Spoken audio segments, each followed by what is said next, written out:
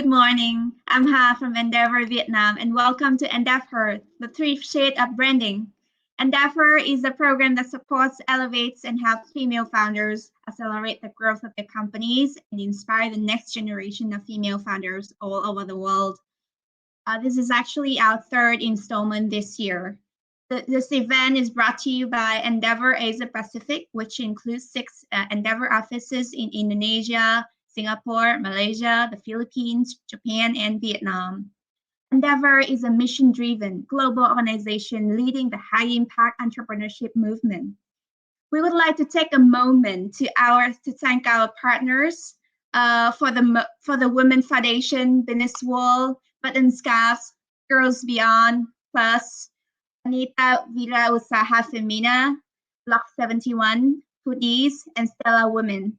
We are currently streaming live on Facebook, YouTube, and LinkedIn. So if you have any comments or any question you may have for our panelists, we'll do our best to get to them. Just comment in those platforms.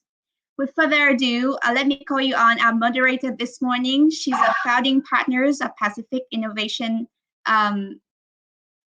Pacific Investment and Innovation Capital Fund, and a member of Endeavor Global.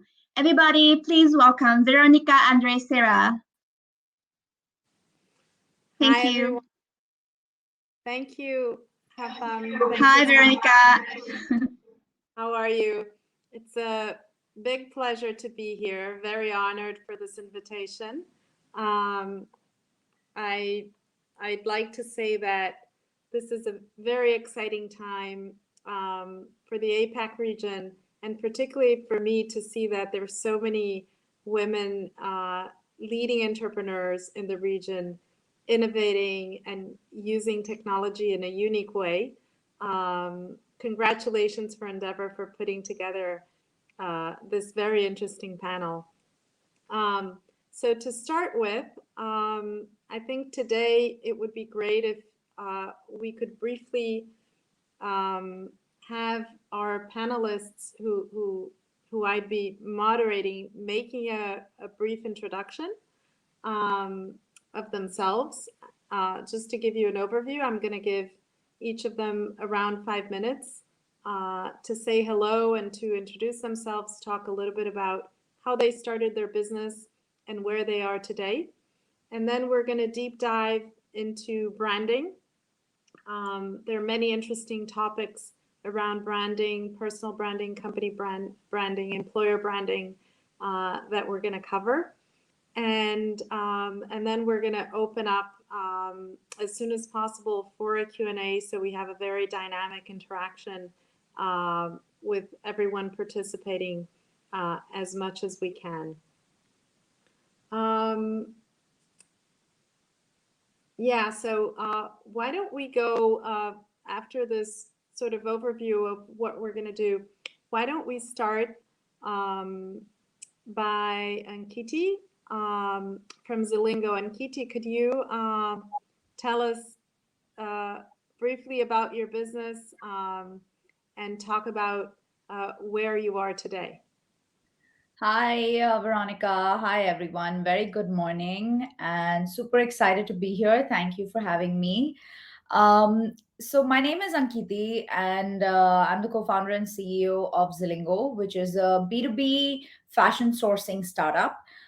We launched the company back in 2015. And back then, we actually started as a platform that was providing tools to merchants to sell online better, because what we saw was that, in different parts of the world, in China and India and the US, there was a lot of advancement in technology to help merchants sell online. And we knew that that would happen in Southeast Asia and other parts of South Asia as well.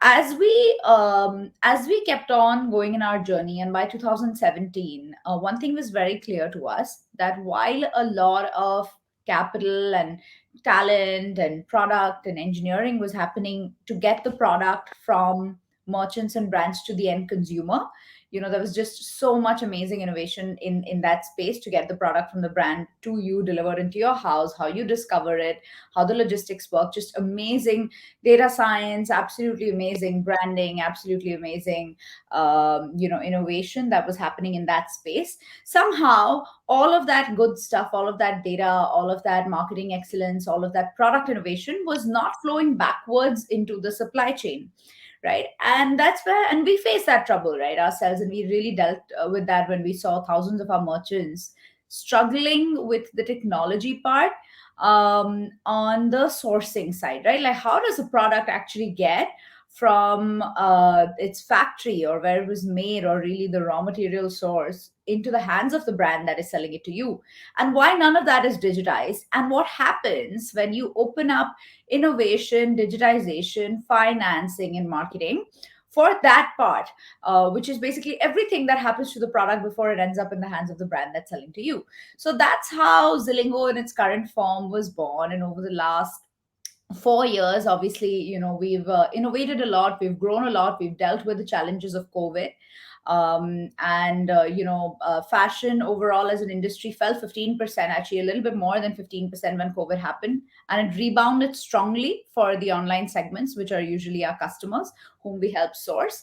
And what we realized on the other side is that retail was not just resilient, it was in some ways, the good companies in retail, they were anti-fragile. So something bad happened and we learned from it, we digitized everything. Online actually grew by $100 billion in the midst of all of this COVID. And we find today ourselves as a leading B2B sourcing platform that's not just serving customers in Asia, but also connecting factories in Asia with brands in the US, Europe, South Asia, Middle East, now Australia as well. So it's been quite a phenomenal journey with a lot of ups and downs, and interesting turns, in many interesting events. And I think today's topic is super relevant, that in the journey of as tumultuous as a startup journey can be, how do you think about branding? So I'm super excited to be here, Veronica and everybody else.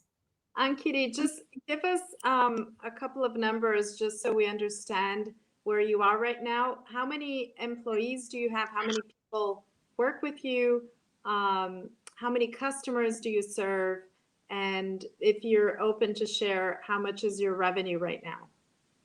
Sure. Why don't I? So we do about $1 billion of annualized sales volume, and we have eight different country teams, 500 people in these teams. We have about 5,000 businesses that we serve, and they are distributed across all of Asia on the supply side. So much of our proposition is that we're letting brands source from factories outside of China, especially. So Vietnam, Bangladesh, India, Sri Lanka, Indonesia, and other suppliers in countries like Thailand and Philippines.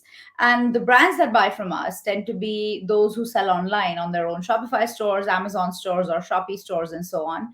And they tend to be actually pretty global. It started with Southeast Asia, but now we also serve brands that are selling to customers in the US, Europe, Australia, and Middle East. Got it. Thank you so much. So now let's go to Hande from Insider. Hande, are you there? Yes, absolutely. I need a very small sound check. Can you hear me well?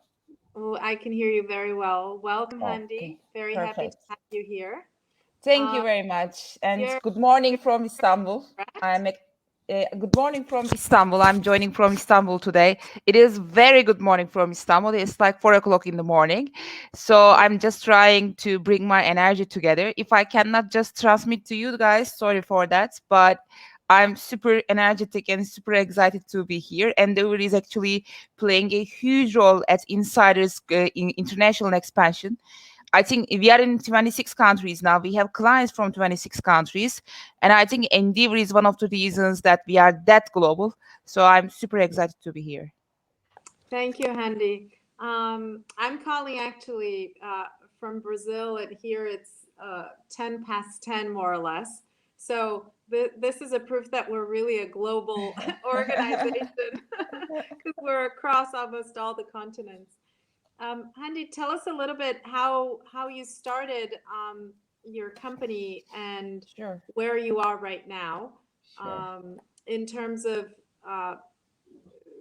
not just the size, but your positioning. What areas are you covering, and how does your business really work? We have around 400 people watching us, mostly entrepreneurs from the APAC region. So it's really wonderful to see women leading these incredibly innovative organizations, and very inspiring to hear how you got to where you are right now. Sure. Actually, all the entrepreneurs in the call will also know that when you ask someone or when you ask an entrepreneur what you do, of course, your answer should be always ready because your pitch always be ready. It might be changed according to the audience, but it should be always there and ready. But when it comes to the Endeavor and the audience of the Endeavor, when it comes to talking about insider in front of the Endeavor event or Endeavor audiences, it's not easy. So that's why I'm going to start with the romantic part, because obviously entrepreneurs are romantic people. And this is why maybe I can start with a very romantic reason that why we have established Insider from the very first place. Well, when you look at the east part of the world, or when you look at the whole world, generally tech companies or marketing software companies are raised from the San Francisco or Silicon Valley or maybe Israel. There are very, very few companies which raised from the east part of the world and became global. So I think inside we have established Insider with this reason. To be honest, we wanted to show whole world that breakthrough product companies can be also created outside of Silicon Valley. And this is why we have started Insider. Insider is a pure software and tech company. By the way, we are 1x entrepreneurs, and when we sold our first business, we were thinking about establishing an e-commerce website or maybe starting another business. So we have decided that this should be the mission of Insider, because there are already a lot of e-commerce companies, a lot of different type of companies. It wasn't only about the success. We are also seeing the very successful examples of the e-commerce companies or the other type of businesses raised from this part of the world, like Ankiti's venture. But it was a very, very actually exceptional reason that we decided to build a product company, which wasn't easy actually, because all the resources are limited, all the informations are limited, and even investing in the SaaS wasn't that popular when we first started when we first started Insider. So this is how the story started actually. I have a very, very interesting fact about Insider. We are 6 co-founders, and most of the time it sounds scary, but it's not. I always believe that if you are like founders sharing the same values in life, then having a more or being more co-founders is a huge advantage. And maybe in this step, it will be good to define what we do as Insider. Actually, it's a marketing software company, B2B SaaS company. We help enterprise marketing teams to unlock growth funnels across the funnel through the acquisition, activation, retention, and the revenue. We deliver personalized experiences in the different channels, including desktop web, mobile app, messaging, ads, and email. So basically, Insider is a platform that combines personalization, insights with the AI and ML and predictive engine at its heart. Currently, we have clients from 26 countries. The company become like 700 people.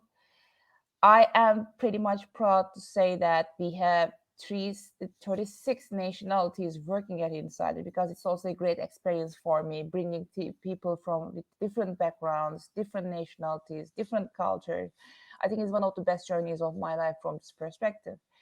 And we are Sequoia-backed company and closed our Series C almost like a year ago. It was also a very interesting experience because we closed our round in the middle of the COVID.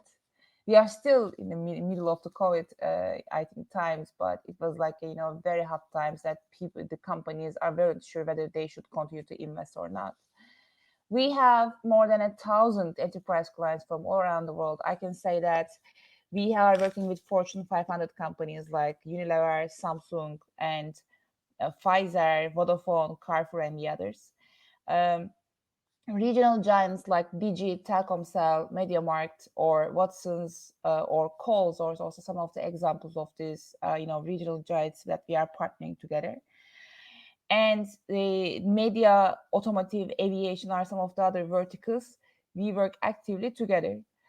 I'm a very, I think, type of person who likes to talk about successes. I generally concentrate on the, challenges, because it means, I think, sharing more about the things that you are being challenged. But today, I would like to share a very also sentimental, I think, reward for me during my career. Last year, I have been selected as one of the top 3 entrepreneurs in the Linda, awards, which was very meaningful to me. And I'm just doing best to be the best marketing software company in the world.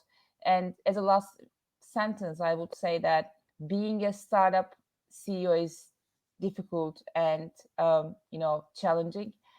Being a scale-up CEO, I think it's much more challenging. Things are getting much more difficult in time. It's not like it's getting easier. So yes, it's the most challenging. It's the most, I would say, difficult, but it's the most beautiful journeys of my life so far. So I think that's all for now. Thank you, Hande. That's very emotional and from your heart. Thank you for speaking from your heart to all of us. Let's go now to Vivy. Vivy, are you there from FashionValet? Hi, guys. Hello, Hi, everyone. Vivy. Welcome. Hande, it's 4 a.m. for you. So much respect for you right now. She doesn't seem like she's asleep, right? Imagine Do you just when she's awake. If that when she's asleep, imagine when she's awake. I was sorry to interrupt. I was talking to Linda a couple of days ago, and then I told the same thing to her. Actually, Endeavor organizations in all different countries has a great energy. I ask, how do you keep this energy? How do you sustain this energy? So this audience always gives me energy. So I'm super energetic. But thank you very much for considering me, Vivi. Okay, so just a bit about myself. Like, first of all, super happy to be here with you guys. It's 9 a.m., so I'm okay. And being on the same panel is like two amazing kick-ass women CEOs. I'm very honored to meet you guys. I've heard so much about you guys. My name is Vivy. I'm an entrepreneur from Malaysia. I co-founded a company called FashionValet that runs a group of modest fashion brands. We started a decade ago, 2010. Can't believe it's been a decade. And what started off as just a local platform with just 3 people in the team has now morphed into a group of our own brands with more than 300 people in the company. We saw an opportunity in the modest fashion segment in the fashion industry, a lot of gap to be filled there, so much growth potential, and our aim is to become the largest modest fashion group of brands globally. A When bit you- about me. Sorry, just modest fashion is what? Who are you trying to reach? People more affordable fashion? Is that the? No, so we have a group of brands. So we have a brand that focuses on premium modest fashion. We have a brand that focuses more on the mass, and I guess we don't define modesty. It's really up to each person, but we just give options for people who want to cover up a little bit more. Predominantly Muslims. Yeah, just a bit about me. What's interesting is that I started off as a blogger more than a decade ago. My blog readers were really the ones who took a chance on me and supported my business when I started in 2010 until today. I love my community. I love social media. I have 1.8 million followers on Instagram, which I'm very active on. And my brands are also very social media driven. I love to write. I love to read as well. And like Hande, I have a romantic story too, but a different one. I actually married my co-founder, and together, together we have 3 kids, and one more on the way. I'm 6 months pregnant, 7 months pregnant now. So yeah, we're very productive here. For the 4th kid. For the 4th child. Oh my God, what a hero. Managing a company and the family, that's very tough. I have 3 and I can tell you it's very challenging to. It's crazy, right? Why do we do it? Because we can, right? And that's amazing. Sorry I interrupted you. No worries. Did you finish? Yep, that's me in a nutshell. Wonderful. So now it's my turn. So they asked me to introduce myself. So I'll do a very brief introduction. So I'm Veronica. I also see myself as an entrepreneur. I was born in Chile, raised in Brazil, lived for a couple of years, lived 4 years in Chile, 5 in the US, and then moved to Brazil. My mom's Chilean, my dad's Brazilian. Spend most of my time in Brazil, except for later in life, except for the MBA, which I did in the US. I was at Harvard Business School. Actually, there I met one of the co-founders of Endeavor back in 2005, Peter Kellner, who co-founded it with Linda. So I got involved with Endeavor really from the inception. When it started, initially they had a small stance in Chile and then Argentina, which became a more sort of really the inaugural Endeavor. Started investing around those years, so back in 97, 98, and actually got involved with entrepreneurs around that time. So it's interesting. And then fast forward, I started my company around the year 2000, Pacific Investments. After I exited my first big exit, which was an Endeavor company called Patagon, which was e-commerce, an e-trade of Latin America, and partnered with those guys who sold and managed a holding company of investments, and then later started Innova, which is really a fund more focused in technology. My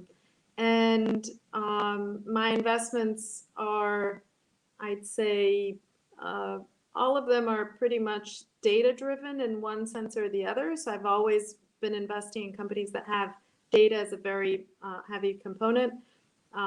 Latest investments, just to give a sense, in the largest food tech business in the region, largest, called iFood, also became an Endeavor entrepreneur, largest anti-fraud business here in the region, called also an Endeavor entrepreneur, called ClearSale. And I also was an investor and sat in the board for 9 years in Mercado Libre, and Marcos Galperin is also an Endeavor entrepreneur. I think Mercado Libre is probably the largest market cap of any Endeavor company, because they reached, I don't know, 75, 80 billion dollars in market cap, depending on where the stock is. So I can say that pretty much all of my career I've been involved, not really with investing as I see it, but really in supporting entrepreneurs and helping them grow. And that's why my job is so exciting, because every day really, or every week, a couple of times, I'm learning about a new business model, meeting new entrepreneurs. And because of Endeavor in a very big way, it's not only sort of in my region or even in the US, it's really globally. I joined the Endeavor Global Board back in 2016. So in addition to having several roles helping start Endeavor Brazil and being in the advisory board and all that, I joined the global board. So for 5 years right now, which is I'm very honored to be part of, and that is also very exciting. So anyway, that's me. I'm not the focus, you are. So let's get back to these incredible women entrepreneurs who are changing really business practices where you are, because I'm sure that you're leaving your mark in several different ways in the businesses that you're running. Why don't we get into our topic. But before that, I think that one thing that could be very interesting is if we give examples, or if we go into a sort of a practical story, and any of the three of you can pick it up, of how you think, and maybe Vivy, you could start with that because you had a blog, or you have a blog that you're very active in. So your personal branding is something that helped you in a very big way, I suppose, start your business, right? It was sort of a natural extension of what you were doing. People were probably asking, hey, Vivy, where do I buy what you're wearing? Or Vivy, what do you think of something? So you were an influencer first on the branding side. Could you talk about what were some of the challenges of that you faced, and give us an example of that, and having you be a brand yourself? Sure. I feel like this question is really close to home for me because I'm literally the face of the company since day one. Started from my blog, so everybody kind of knew the journey and story of FashionValet as Vivy's journey. They supported me from when I was nothing, and took a chance on me. And what's interesting is they saw the transition, right, from being a student in London to being an entrepreneur, to coming home, being an entrepreneur, starting a business here, then getting married. My customers came to my wedding, and and to have my first child, second child, third child, and now my fourth child. So a lot of being a public figure here, a lot of people see all the ups and downs, the good and the bad, the pretty and the ugly, right? So this company also feels very personal to them. Honestly, this comes with a lot of pros and cons. The pros are great, like it's easier to connect with them, it's easier to shout out new products. When something doesn't sell, they make me wear it. It sells, so it's easier, and reach and access and networking as well is a lot easier, but it comes with a whole string of cons as well. Easier to get attacked. I'm definitely more vulnerable than big corporations, faceless brands, right? My mistakes, whatever mistakes I make, I mean, we're only human, they get amplified. Everybody knows about them. When there's a customer complaint or a late delivery, it gets on my Instagram and everybody can see it. And when I reply to one, I used to do that, I would reply, but then there'll be a string of other, like, oh, check my order, no, my order as well. And I'm like, oh no, why did I open that can of worms? So you become very accessible to everybody, right? And of course the biggest risk of all is when the business becomes vulnerable to your persona, right? Your ups and downs can affect the business pretty directly.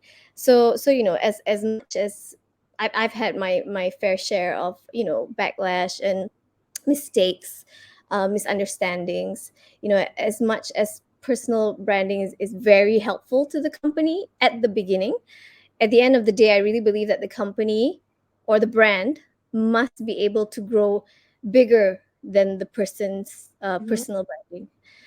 Must be able to stand on its own 2 feet, especially if you're no longer there, right? I have this brand Duck, that's a premium modest fashion brand here in Malaysia. It's fast growing, and I used to have to model every single collection. So we would save a lot on photo shoots. That's great, but it had to be me, right? And slowly but surely we moved away from that, and I'm pregnant like 4 times, so tired to like model stuff anymore. So I used to have to promote every single Duck item and new arrivals on my social media. But over the years, now Duck is 7 years old, I don't have to do that anymore. I do it because I want to, right? So that to me is a testament that the brand can stand on its own 2 feet, and that kind of helps me sleep better at night, knowing that my brands can make it with or without me.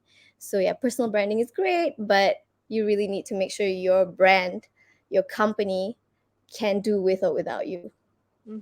And do you, when you make mistakes, do you come forward and admit and say you're sorry about the mistakes? How do you deal with these mistakes with your followers?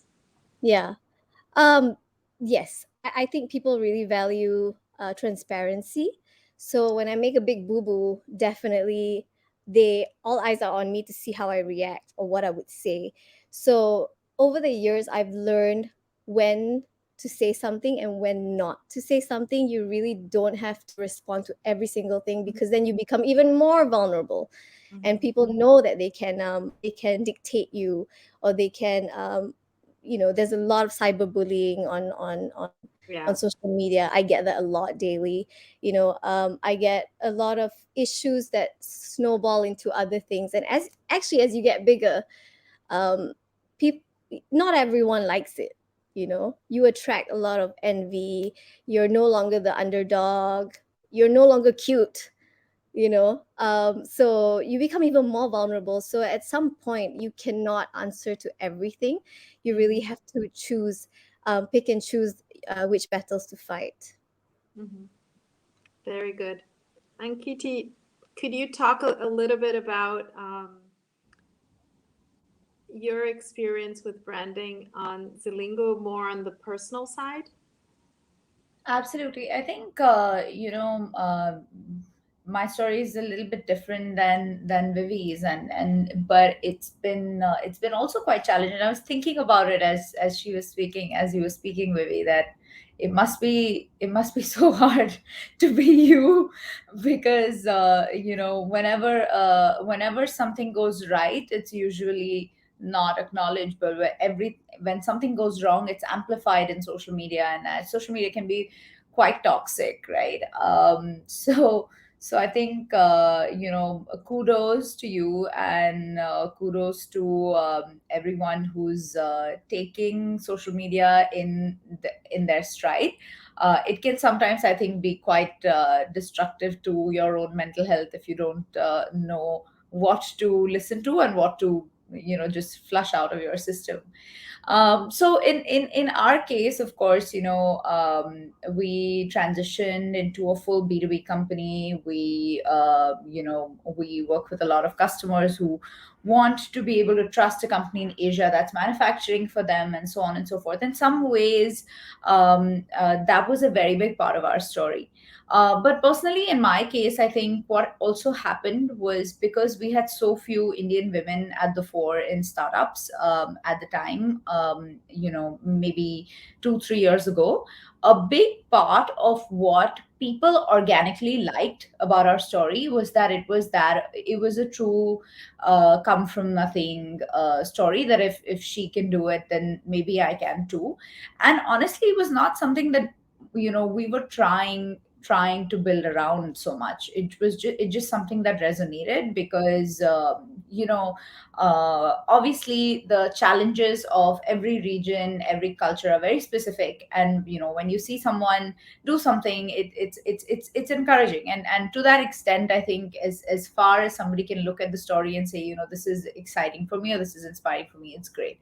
But then what happens next is like what we said, but maybe slightly not so much, not in the exact same way, is that when something bad happens, or when you make a mistake, or when something completely outside of your control happens, like COVID happens, right? And you have to make tough decisions with the organization, with reorganization, with layoffs, or with consolidation, and this and that and the other, which are all things that you would be expected to do as a good CEO or as a good leader. But because the human angle of your personality is so exposed and so out there, you are vulnerable to both kinds of opinions. And part of it is because somebody put you on a pedestal where they loved you very much, they obviously now have the right to criticize you. And honestly, that's okay, and I think that's fair, because if you take the love, you have to take the criticism. But at the same time, and I've observed this a lot on social media, and perhaps I'm nowhere close to the kind of stress that it puts on people that are real celebrities or real influencers like Vivy, because repeatedly being given feedback or told something on social media by people who don't know the whole picture can also be sometimes detrimental to the bigger, grander scheme of things. Because at the end of the day, as a business person, as an entrepreneur, your job is to take care of your company, to take care of to keep the lights on, to make sure there is growth, to make sure the customers are happy and satisfied, and the employees and the team is happy and satisfied. So I think this sort of stuff probably just comes with experiences and as you go through these ups and downs. And I think, again, like you both said, Veronica and Vivy, it's really important to stay focused on what's important, and be able to really distinguish between those two things, which is, one is all the good stuff that comes from being somebody that has a personal brand of any kind, whether it's a business brand or a personal influencer brand and so on. And then in the tough moments, really know what are the things that you want to hold yourself to, and what are the things that you are okay with getting flack for. For us, a big part of this was, when we were growing pre-COVID, and obviously online fashion was growing a lot, and our customers were growing a lot, right? So as an enabler behind the scenes, we were also growing with them. And when COVID happened, obviously none of us knew what would happen, right? Net net, I think it was a good thing for most of us. Net net, most of our businesses grew. We grew tremendously by the end of 2020 and 2021. But when COVID started, nobody knew, so we didn't know what was going to happen. And this is like a very specific example, but because there was such a human connection, especially with a lot of women, of color who have come from nothing, and they're trying to do this job or trying to work as a merchant. And we said, look, there's COVID, so we need to increase our pricing. We're going to reduce all our marketing spends. We're going to cut back on all of these expenditures, and we have to focus much more on profitability, and as such, that whole thing worked out. In that moment, a lot of people were not necessarily looking at the strategy objectively, but rather emotionally, and that perhaps only happens because of a personal brand. So I think it's really important, like we said earlier as well, to separate your personal brand and your business, especially if you want your business to continue to grow. And your business might actually benefit from your personal brand in the beginning, but eventually it has to survive, it has to thrive with or without you. So it's been quite a journey, and I think you only learn from your failures. I think Hande said something like that earlier, right? You only learn from your failures. You don't really learn by talking about successes, and failure is the biggest teacher. And now I think the only other thing I would say is that because we do still need a lot of women of color in positions of power, driving companies and so on and so forth. It's okay when the flack comes. I think it's important to grow a little bit of a thick skin, because it's important for us to sustain all of this and still grow and become successful, so that 10 years later there's just so many more of us. So I always keep the greater good in mind, I think. Hande, talk a little bit. You're a role model in your position, not only in your country, but even at Endeavor, right?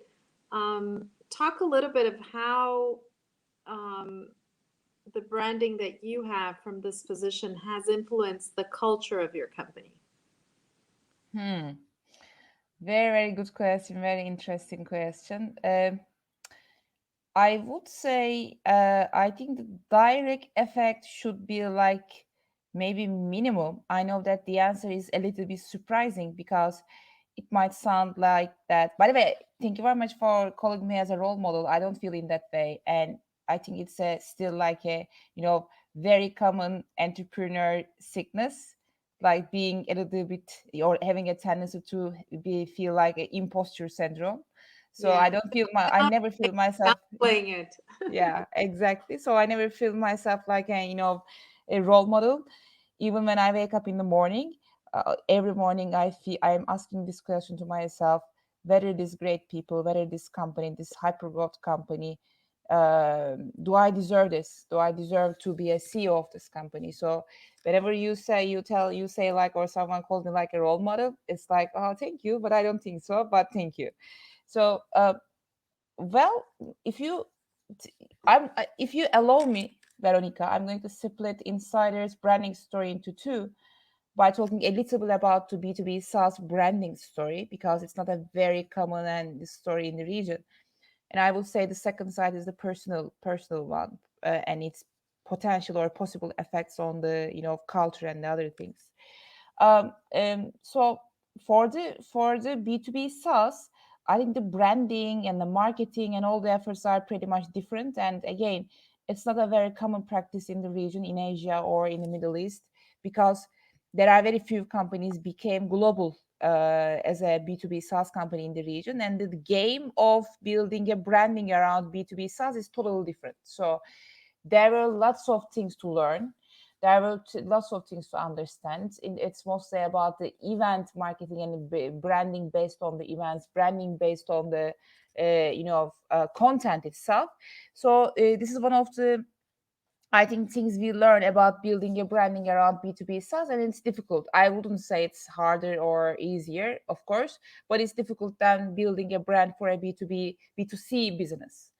And it's not always very positively correlated to spending money or the ads. Yes, of course, ads are always important, but for a B2B SaaS, ads are not the primary resource of the marketing or branding related to that. So it's something to learn, something to consider, and I think for the B2B SaaS, branding is a totally different story. So it was a challenge for me to learn more about that. And in terms of my personal branding and its potential effects on the culture, actually, there is a very I think famous saying of Doug Leone, one of the legendary names of the Sequoia Capital, one of the founders, I would say, or one of the partners currently. You write your mission or you write your values with pen, your strategy with the pencil, meaning that you can always delete your strategy and rewrite it. But for the values, you write it once and then probably it might evolve, but it never changes. It might evolve, of course. But the same for the culture. So it's not like my personal branding has affected the culture. Actually, the culture itself was always there, the values behind this. And in time, actually, me being a woman founder has encouraged our culture to do more things about encouraging other women and women entrepreneurs, women engineers, women coders. And this is also one of the projects of Insider. So I would say the culture itself was there. And the culture itself, again, fed my personal branding in terms of encouraging more women to be an entrepreneur or to be an engineer or to be a developer. So I would say it's like again, culture itself, which made this personal branding. But we have a very interesting, not a strategy, but I'm not sure whether it's a good or bad thing, but we were lack of strategy until now about also my personal branding. We have invested £0 or $0 until now to my personal branding. Even I wasn't using social media. You can't believe that, but I wasn't using social media like Instagram almost like a month ago. I don't know why, but again, I'm not saying it's right, but I'm just saying it because it can be right. It can be done also without using the social media. I don't like to share the things about the personal life, because it's not because that I have a very separate personal life. I'm a huge believer of the life and work integration, and my personal life is my job, and my job is my personal life. But I wasn't sharing this because I was finding it quite, I don't know, ridiculous, I would say. So that's why I wasn't sharing a lot of things on the social media, but I started to share now because the interesting things are happening. And one of the, I think, personal brandings that we have started to do so far was, again, very much related to events. For example, if you allow me, I would like to have a couple of seconds for the promotion of one of our events, I think, which is very important, because we are actually running a new event called Reshape, where we are going to bring all the world's leaders together. And I'm going to have a session with Barack Obama. I think next week on Tuesday or Wednesday. Wow. Yeah, and it's going to be like a 1-hour interview, and we are going to have a concept of reshaping the digital industry by bringing all the leaders or the global leaders of the industry together. And we are also going to have a name like Sir Martin Sorrell, the legendary CEO of WPP, and again both local and global brands executive level. And so that type of things also has a huge importance on the building a brand when you are in US, when you are in Europe, and you start to spend some money. But other than that, culture itself always fed my personal branding, although we haven't invested any single dollar on that. Even, for example, I was in the magazines and in the magazine's cover couple of times or on the list because, for example, we have been selected as the top 20 countries in the world, top 20 companies in the world to be watched, B2B SaaS companies in 2021. The big names was there, HubSpot, Salesforce, and Insider was also there.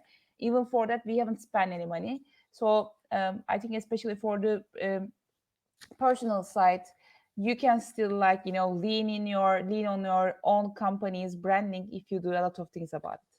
So that's all. I think. Well, it seems like you say you're not investing, but you really are investing. You're harvesting everything you invested, which is really, in the strategy, in the people, in running the business in such a unique way. And the recognition is putting you in the cover for what you've been able to achieve. So it's an indirect investing. It's not a direct investing like saying, oh, let me buy this cover, because people don't buy covers. Yeah. But the people who are there are probably the ones who deserve it because they did something right? That, but wonderful. I love this name, The Reshape.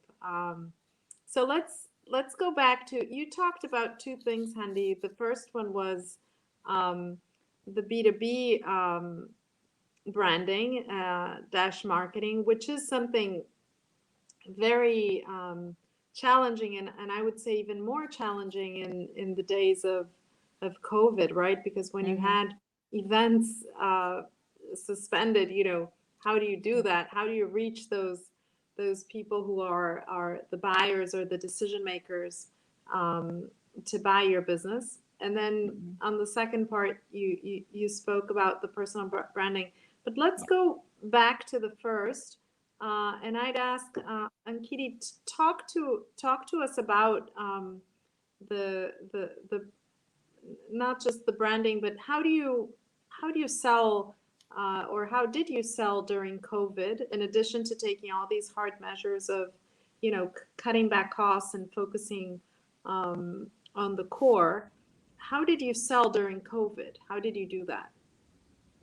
So I think COVID was a very interesting event. Obviously, it was terrible for the whole world, but I think for most technology companies, what was interesting was that for the first time, we didn't actually have to convince people that digitized way of doing things, especially B2B processes, was the obvious way to go. So for example, in our industry, what happened was that typically when brands source, they want to physically see the factory, physically touch the samples, look at the product, all of that.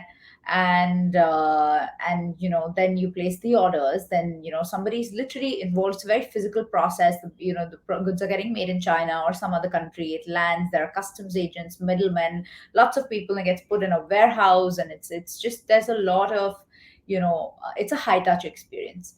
Now, when COVID started, suddenly a lot of these high touch activities were just not possible, right? So we actually just said that all the businesses that want to source from us, everything, from virtual sampling, you could be sitting at home in Miami and your warehouse could be in FBA facility somewhere in California, and the factory could be in Bangladesh, and the design team sitting somewhere else. We will make sure that you virtually sample all the products, and even the actual physical sample reaches you in Miami. You approve the product, you pick the QC agencies and the compliances that after your approval, the goods would get shipped from Vietnam or Bangladesh or wherever into the facility in California. You don't need to actually step out of your home. And in doing so, actually the digitization, reducing the marketing spend or the branding spend in trying to explain to people why technology was good, it sort of just worked well together. And I think broadly this is true for e-commerce in general, B2B SaaS as well. Everybody, I think just that creating trials became something that a lot of entrepreneurs could take advantage of because of COVID. Because the old school traditional way, which is usually the habit that you're trying to break, right, as a founder, as a tech founder, was easier to break, because in many cases, especially like in cases like ours where like physical operations are involved, it was just so difficult to do. So somewhere I think, in the middle of the pandemic, we realized that, listen, this is there is a major opportunity in this adversity, right? And perhaps the kinds that we will never get in our careers again. And therefore, we have to find the best tools, the best technology, the best ways to make this as virtual, as simple, and as safe as possible, so that we can actually grow, from this. And obviously all of you will know this, but I think there were companies that lost a lot due to COVID, but there were companies that became super winners because of COVID. And most of the super winners were those that were either tech companies themselves or could leverage technology really well to really look at what is the opportunity and make the best of the opportunity in the midst of this global disastrous adversity. So that was our story. I think we really focused on figuring out a few successes. We started working with some of the top e-commerce companies, some of the companies you've been involved with in the past, to say, how do we create these successful cases for some of these e-commerce companies, some of these brands, direct to consumer brands in that time where, globally the perception was that fashion lifestyle is struggling, but the online guys are actually doing quite well after the initial hit, right? And we said, look, we just need to create successes, make it safe, virtual, and as few middlemen, as few touch points as possible, and then this adversity could become an opportunity for us. So we've really been focused on that for the last 1.5 years. Got it. When you were speaking, there was this word that was pounding in my head called trust. Yes. So how does trust play a role in what you were doing? Maybe you could just finalize telling us how that fits in, and then Vivy could take it on because her personal branding gives trust to consumers to take action. And I just wanted to explore a little bit that the personal branding with trust and how that goes together, how important it is. So I'll keep this brief. And Veronica, you're exactly right. Trust goes a long way, especially when you're expecting global brands and direct-to-consumer companies to source from some startup in Asia. Not to say startups in Asia are bad, but people don't. It's still up and coming, right? It's not as trusted, as big, or as well understood. And especially when sometimes you fail, sometimes you do badly, it's very tough to build that trust. It's very easy to lose it. I think we've usually just gone and asked for chances, and we've asked for forgiveness when we've gone wrong. And I think in that authenticity or that vulnerability, trust is built. I think trust, at least in our segment, is rarely built from always trying to convey that everything is okay. So I think vulnerability can be an extraordinary tool to build trust, especially when you can't control everything that's going on around you. Vivy, over to you. Sorry, yeah, I just want to touch on the COVID part, right? Because I think COVID sucks. And being in the fashion industry, I mean, we were affected for sure, right? Who on earth wants to buy clothes now? And a large portion of our sales come from the sale of scarves. So when people are at home, who on earth wants to wear a scarf at home, right? So all our stores had to close, zero offline sales. So I think our saving grace was just that we were very strong on online. 80% of our business is e-commerce, so thank God for that. We developed so many new things, like we push 1 hour deliveries to people. People were tightening their belts, so we actually launched installment plans. We had a concierge service. We cut expenses where we could. We renegotiated with suppliers and pivoted a chunk of our product plan, less fashion stuff and more home and living and essential stuff. And the most important thing is that the team worked on this fast. Like, they didn't sit around and I just idle to watch, right? We were very transparent with the team. At every town hall, I think we had a bi-weekly town hall for everybody to know our cash balance, our sales target. So I think the team really appreciated that transparency. But I just want to share something. One of our company values is called Bite on Humble Pie. So in everything we do, we think about the community. Everyone was badly hit. People lost jobs. Restaurant businesses had to close down. So we actually used the traffic that came to our website. The tech team, I'm very proud of them. They set up this thing called FV Bazaar, where food vendors can actually advertise and sell on our platform as well. So people just order on WhatsApp and they deliver. And we had like 5,000 businesses that listed on our website. And we're a fashion company, right? We have no business selling like food, lasagna, pasta, but we had that, and I think that's one of the most memorable projects ever for us. We did a lot of fundraising. We raised 5 million ringgit for Malaysia. One of the biggest fundraisers here during COVID, and the stores closed. So my retail team was all at home, but they didn't sit pretty at home. They actually went to volunteer at vaccination centers.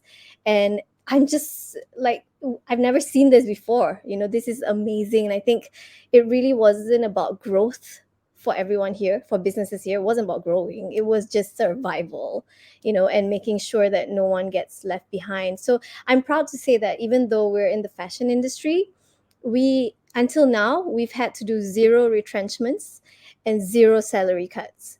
So I think it's a testament that you can be hit by anything, but if you can adapt and your business can adapt, you're going to be fine.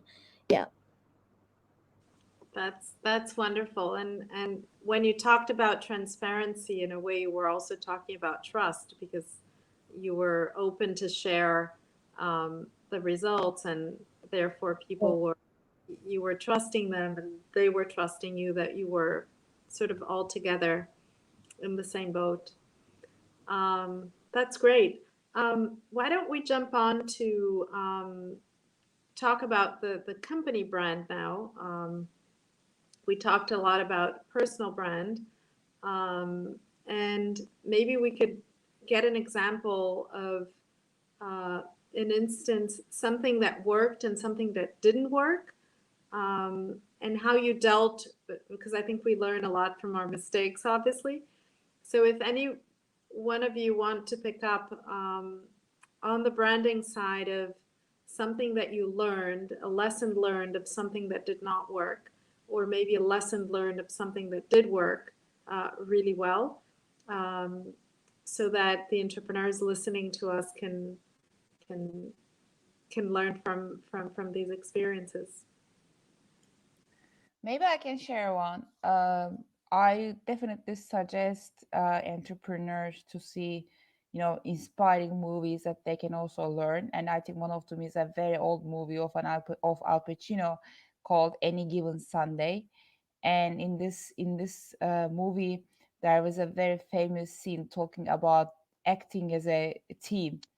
And one of the, I think, important taglines from this conversation, or let's say speech, was talking about sometimes being late in life, meaning that you can't catch it, you can't catch something, and sometimes being early, meaning that you can't get it because you are early. So I think the branding should be considered in the same way. One of the learnings of mine about branding is, it shouldn't be something that you might consider as a B2B SaaS company that you might consider that much from the very first day, because as a product company, your product comes first. You should be pretty much concentrated on the product-led growth. And then I think branding should, or marketing itself, even the marketing itself should follow later. I know that this dimension should be pretty much different for a B2C company. I'm sure that Vivy and Ankiti, they are going to share full different experiences about that. But as a B2B SaaS company, you should be pretty much focused on your product and building a product-led growth machine, and then taking your product into market, and then maybe working on the branding itself. But at the same time, if you are going to very competitive markets like us, to Europe, to UK, France, Spain, or US, Americas, Brazil, like if you have for example, existence also in the US in a very competitive market, then you should also try to, or start to invest in your branding quite earlier, even before before going into those markets, or from the very first day. So I think the timing of the branding as a B2B SaaS company should be pretty much well arranged. I think as insider, I would say we were a little bit late about building insider's brand. uh, you know uh, from the very first day of some of those competitive markets we start to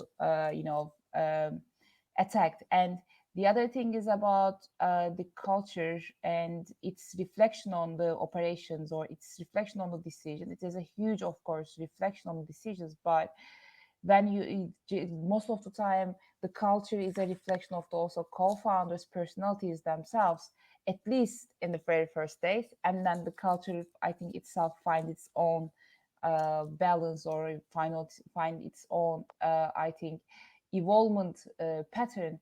But we are coming from very humble families, and we are coming also from a very scrappy background, or spending a huge amount of money for a huge event with a high branding volume or branding value was always like a big consideration for us. For example, reshape event now, even when you at that scale, when we are doing this, it's a pretty much expensive event. I am feeling like it's so expensive, should we do that, or should we, it's like it shouldn't be like a consideration at that scale.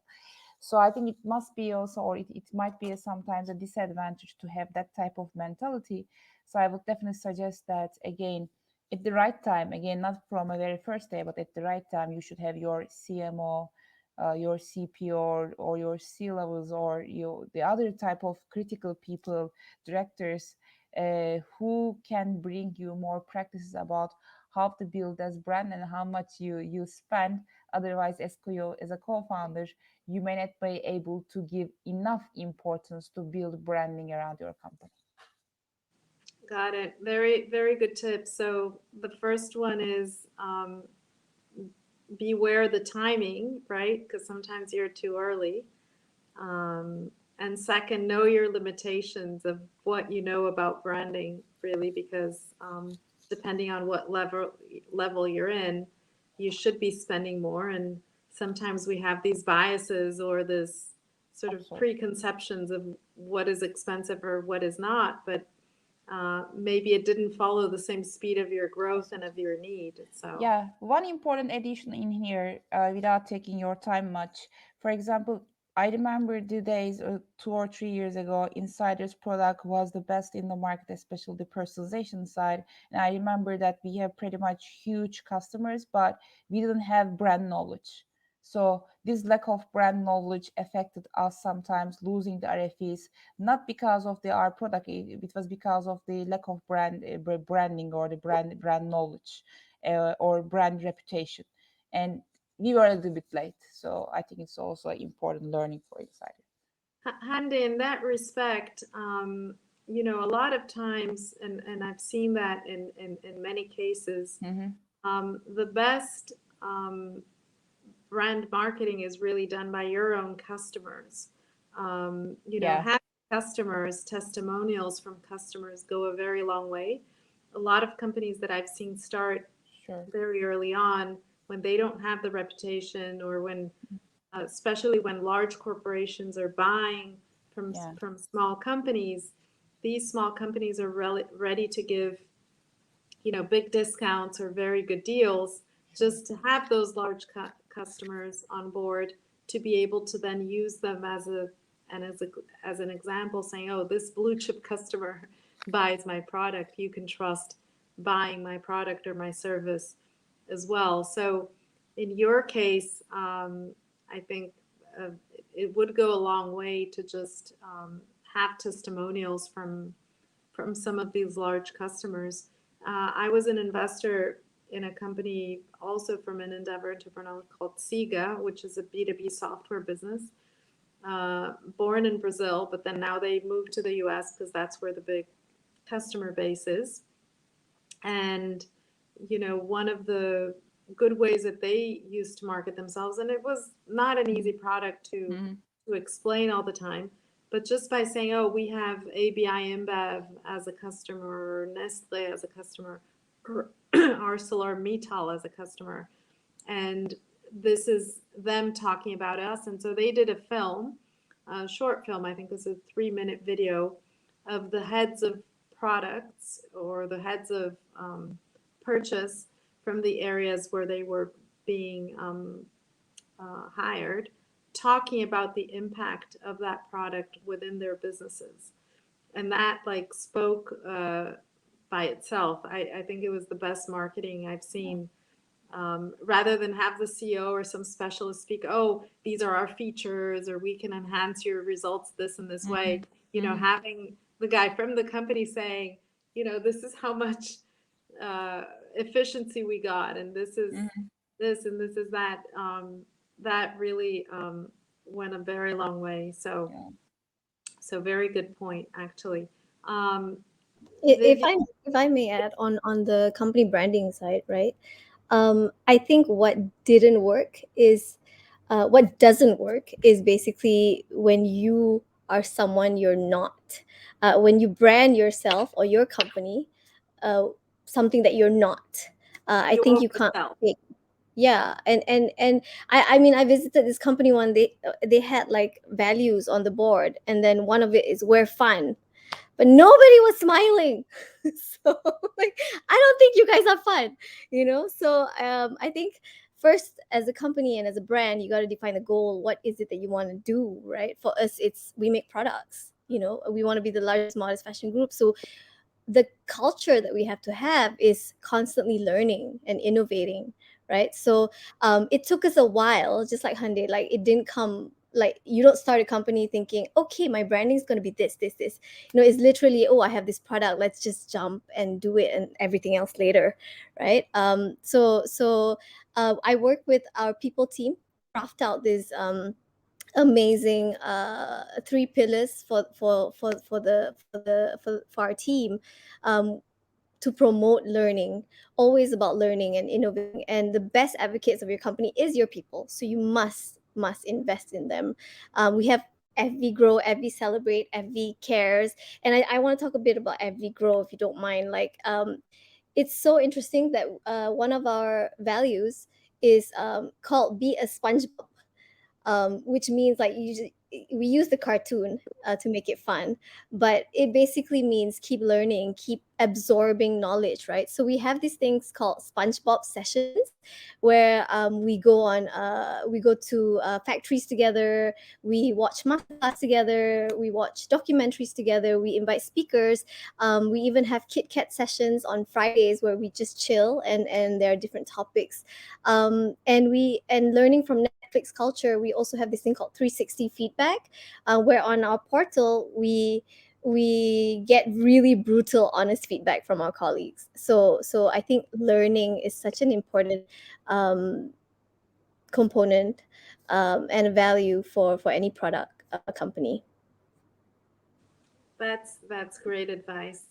Fully agree with you on the learning side, and especially because I think for a company, companies need to be humble as a whole to know that for them to continue to grow, they must be open to learning and adjusting. And companies that suddenly stop learning or stop or think that they're there and that there's nothing to change, that they're perfect, I think that's when they begin to decline.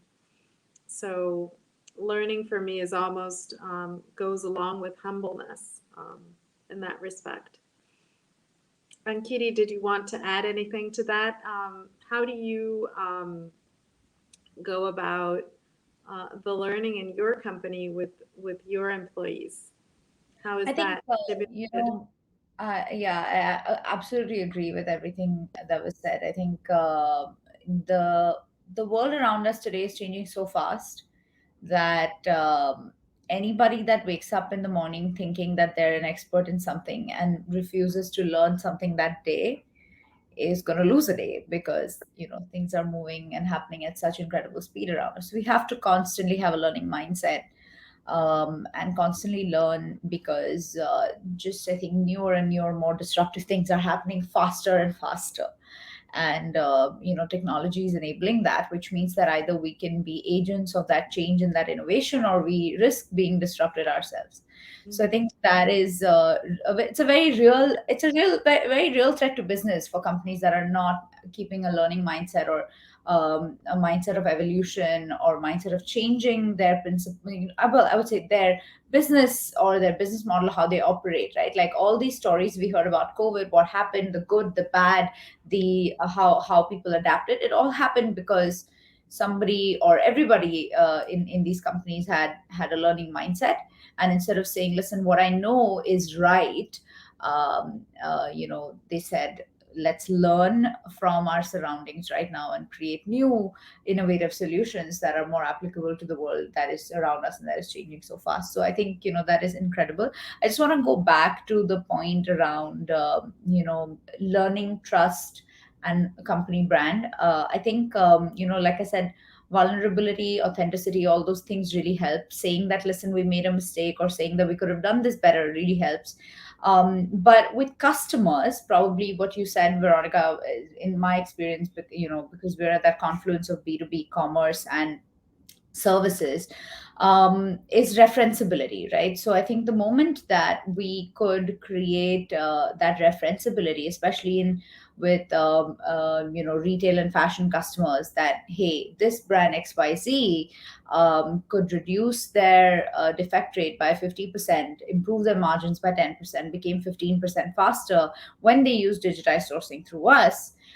That was a game changer, because other than that, there's some factory somewhere in Asia, in five countries, a lot of people, a lot of the suppliers don't directly speak English, the buyers in the US. So I think just having referenceability helps build trust. If you break it, then if you're authentic and you're vulnerable, you apologize and you make a genuine effort to fix it, then that helps a lot.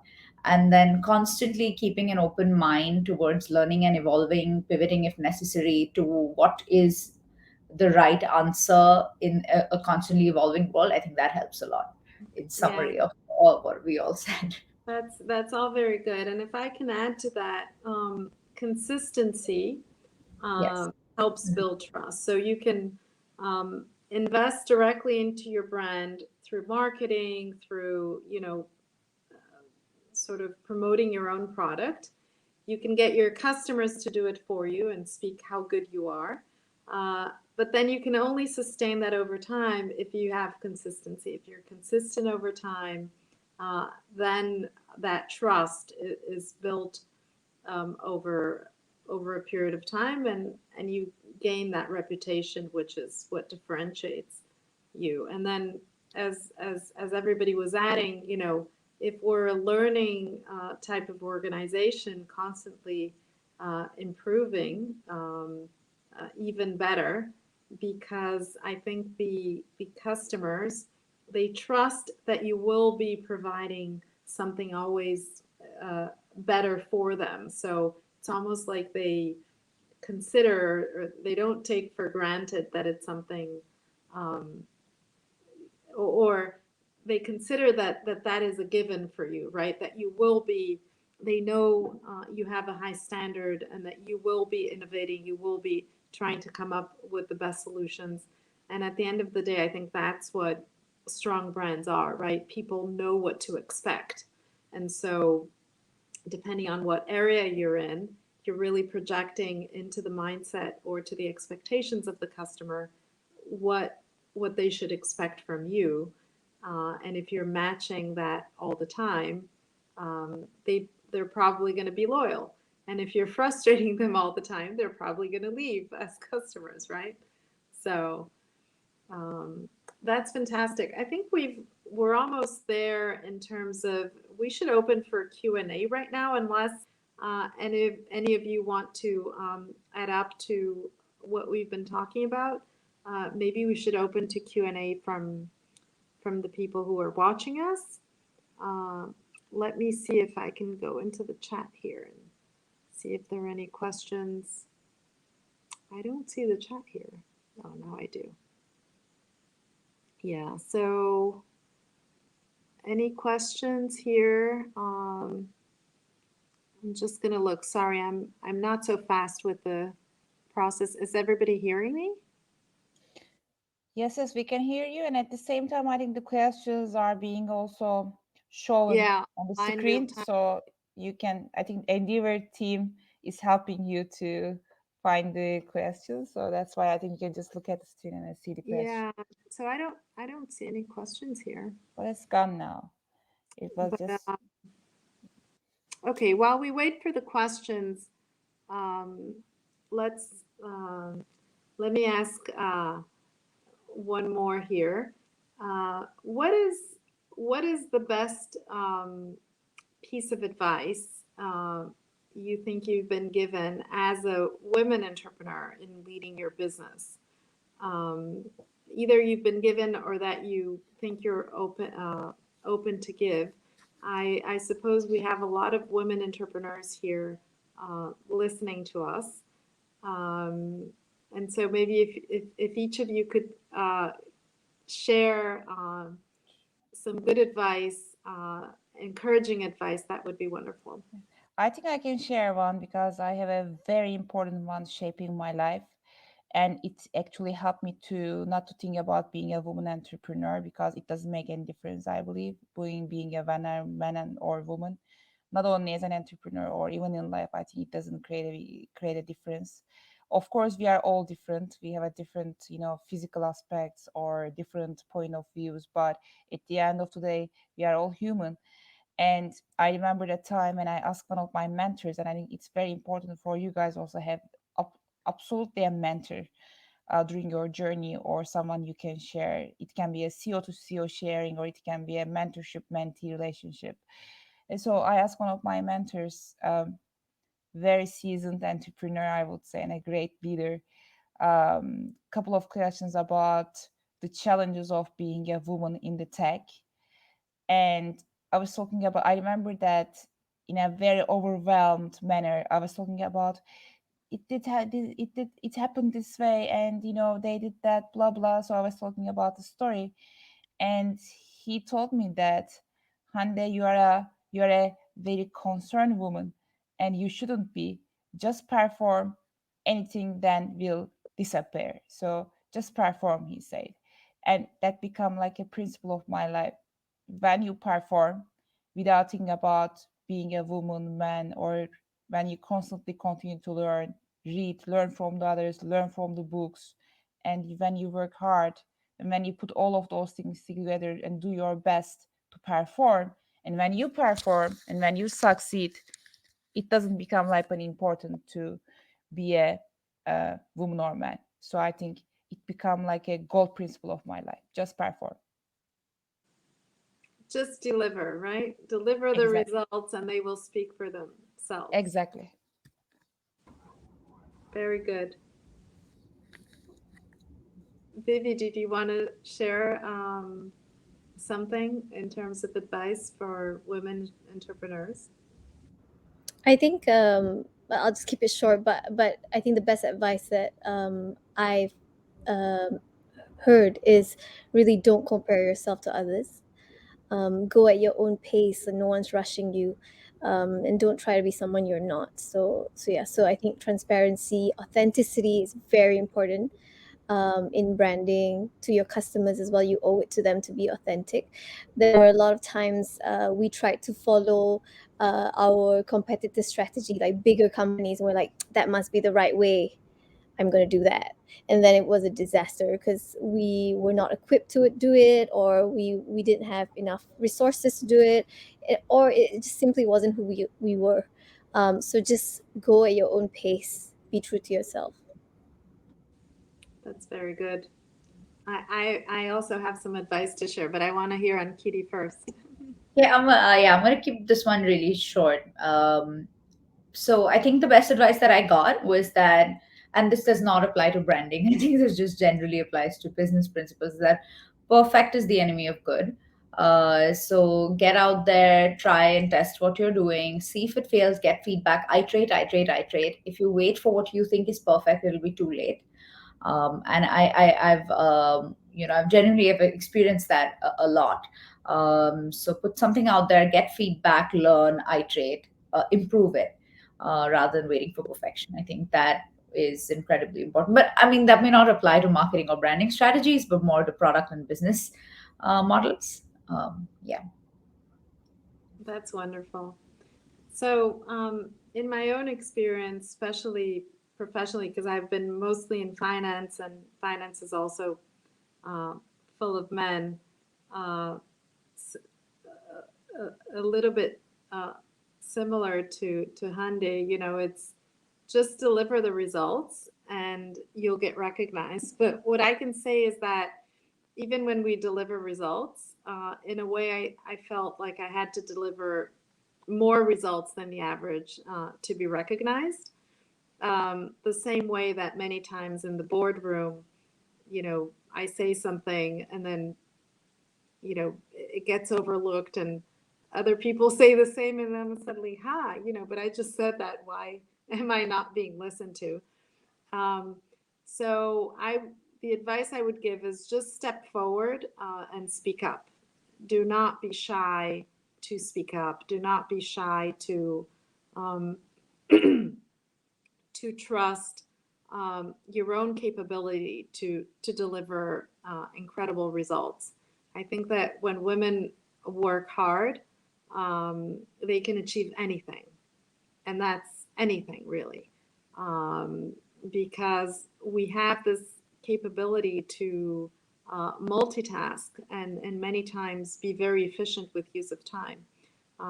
So when Vivy said she has like 3 kids and is going to the 4th and is running a business, I'm like, wow, that's challenging. How do you actually do that? Well, I've done it myself because I also have 3 kids. It's not easy. We make a lot of mistakes, but then you just keep moving, and you keep going, and you just get better at it over time.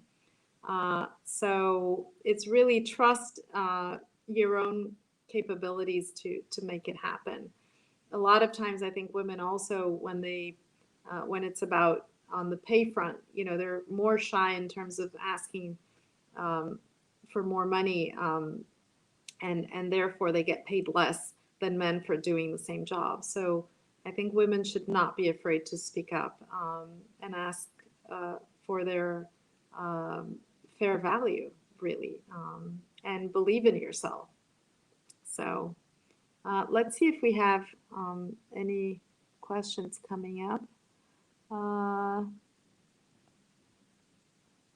So here we have 2 questions more on the branding side. So one is, does selecting a company's branding style influenced by the leader's personality preference or the business nature? So the style of the branding, should it reflect the personality or the business itself, if that's the question? Or are there other ways to decide on choosing which branding style fits the company the most? So here it's more, maybe this is more for Vivy. Vivy, how do you separate, and you kind of did that separation, right? How do you separate the branding style from what is you from what is, a different product? And maybe you could talk about the different brands you have inside, because sometimes what you're selling is not necessarily what you will use or exactly your style, but there's people who can wear it and it's definitely nice. How do you separate that? Yeah. So I think firstly, branding doesn't come overnight. It's not like, oh, I already know what it's about. It takes time. For us, it took years to find our footing, right? Branding is so unique to each person or each company. So you can't be emulating someone you're not. So learning from the big guys, right? I mean, Reed Hastings, is so performance based. So then Netflix has that culture, very performance based. Howard Schultz, such a people person. So Starbucks is very much on customer experience. Steve Jobs, he's obsessed with product. He's super secretive. So Apple's very closed and secretive, right? So it's at some level, I honestly think it's very difficult to separate. Oh, hi, my son. Sorry, I had to push him away. Real mom life. And like Sarah Blakely, someone I really admire as well, full of life and humor. So Spanx is very fun. So like I was saying, I think it's very difficult to separate personal branding of the founder from the brand. Almost impossible, really. So it really depends on the company stand. Are you going to have a face, or are you going to have a faceless image? So if you want to go for the faceless image, the founders got to step away a little bit and let the company speak for itself, right, via different programs or events. So first, I think knowing what you want.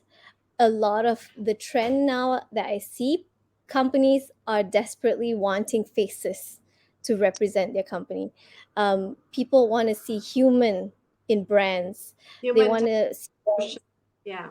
yeah, they want brands that are more humanized now. So you see brands getting influencers on to become their board of director. I would encourage having personal branding to a brand. As for my different brands, the values don't change. So modest fashion, innovative products, creative collaborations, and you see that through every single one of my brands. The demographics and target market and the way of marketing might change, but I think the values, the bigger values, remain the same. Mm-hmm. Wonderful. So to close this, because we have another 2 minutes, I wanted each of you to choose 3 brands that you really admire and tell everybody why. So let's go for a round here. Hande, you start. Thank you for making me the first one. Okay, so if we are in a except insider, if we are like in a fashion show, I say fashion show because both FashionValet and Zilingo they are into the fashion, of course. I would say I like really Burberry as a first brand. Well, the simplicity, but the charisma and sophistication in this simplicity, I think makes the brand itself very special. Um, as a tech brand, actually, it is a brand at the end of the day. I like WhatsApp. One of my very favorite questions to interviews of the product managers: what would you change in a product if you would be the product manager of this, tool? And most of the time, there are not many changes for WhatsApp because it's simple, very easy, very well done. I think UX and UI. So I like that. And as the third one, I would say, I think is the social media tool. Instagram made a huge difference and impact on the utilization of the tool and the UI itself. This swipe thing and swiping between the photos and etc. It made it like a pretty much I think commonly used social media tool and made it like a very big, huge, important part of the people's lives. Those are the 3 brands coming to my mind. nowadays. But of course, it might be changed because tech is changing. It's the most progressive industry of the world. So that's why it might be changed in even a couple of weeks. But this is those are the ones today. Cool. Ankiti. Okay, so I'll go next. I think the first one that comes to mind is Bumble, the dating app.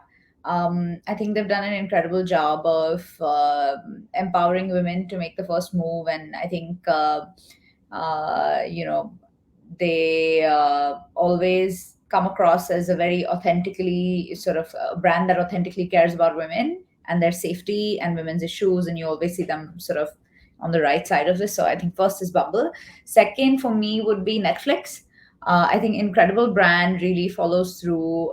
Vivy spoke about them as well, right? I think the culture, the performance, everything, but how the product speaks to the customer is also very, it's consistent, but it's innovative. It's constantly changing. They're pushing the boundaries, trying new stuff, but at the same time, I think the relationship, Netflix and chill, it's become more of a habit for us. And there are incredible other streaming services, but I think Netflix has an incredible brand.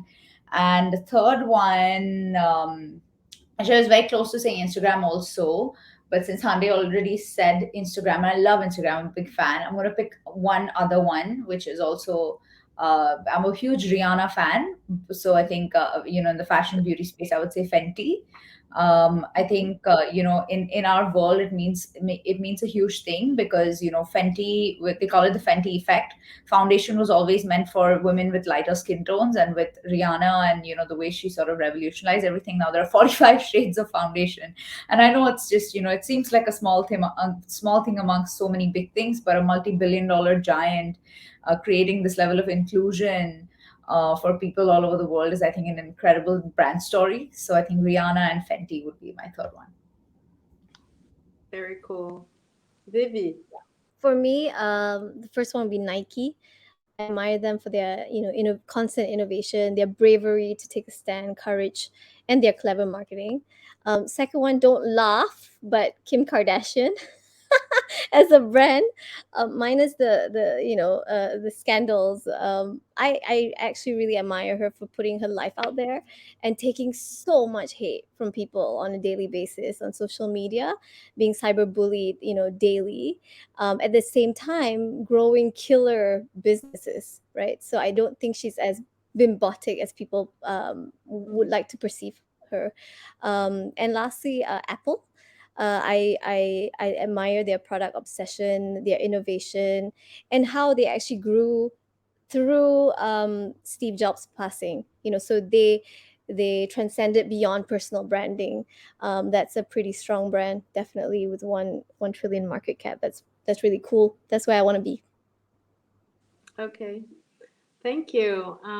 That was wonderful. I need to wrap up. I'd love to stay more and ask about, okay, what is your personality branding that you admire and so forth, but we'll leave this for another time. It was really wonderful to have the three of you here in this panel. Really, really fun. And I hope to see you all again soon. Thanks for everybody who was following us. I think we have over 400 entrepreneurs. Thanks for Endeavor from the APAC region. There were several offices involved, Indonesia, Philippines, Malaysia, and I think even Japan, and soon to come Singapore. So congratulations, Endeavor, for putting such a great event together. And I hope to see everybody very soon. Yeah. Oh, I didn't mention Vietnam. We also have Vietnam. So amazing. I hope to see everybody very soon. If not online, in person, maybe in one of the Endeavor events. Thank you. Thank you very much for the successful moderation, Veronica. Thank you. Thank you. Thanks. Bye, guys. And Bye. Bye.